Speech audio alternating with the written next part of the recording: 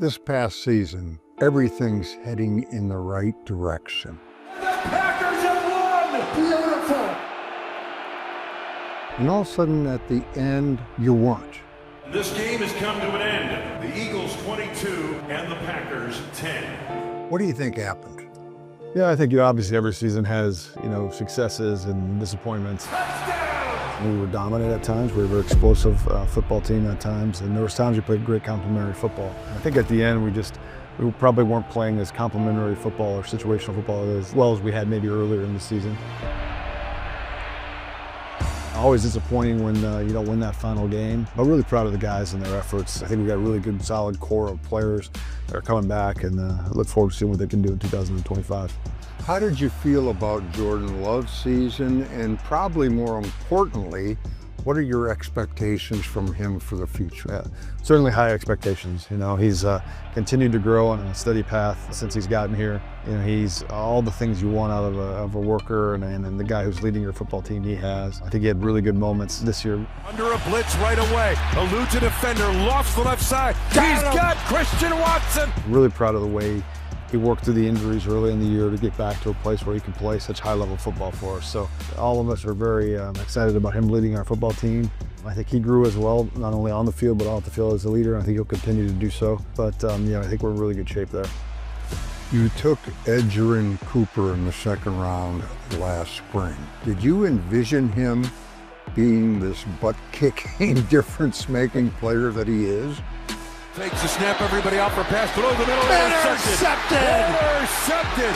And there is your dagger! Well, he certainly was at Texas A&M, and every player adjusts to the National Football League differently. We knew he had that kind of ability, and then once he got out there, you're kind of letting him do the different things that he can do, whether it's rush the passer and use his natural instincts to go find the ball. The sky's the limit for him. I know he's really excited about where he can go in his career. And as good as he was for us and as impactful as he was for us, there's so much growth for him. I think the one thing that young players have to know is that you don't continue to have an impact unless you work for it. And I think these guys are wired the right way to work for it. 11 wins, and you only finished third in the NFC North. That's crazy. Do you see that craziness continuing? History would say no, but at the same time, the teams in our division are good teams, and they're all getting better. So it certainly is a sense of urgency for us to continue to try to get better and stay competitive within that group, because winning the division gets you a home game, and that certainly helps you in the playoffs, so that's a very important thing for us. Battle of heavyweights in the NFC North. But it was an unusual, rare year for our division. Free agency, you've set the bar rather high. Can you hit 2 home runs again?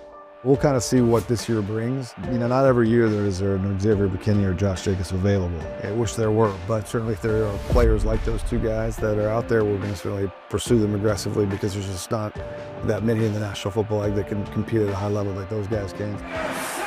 Certainly we will if those guys are out there. Heading into the offseason, how do you feel about your football team?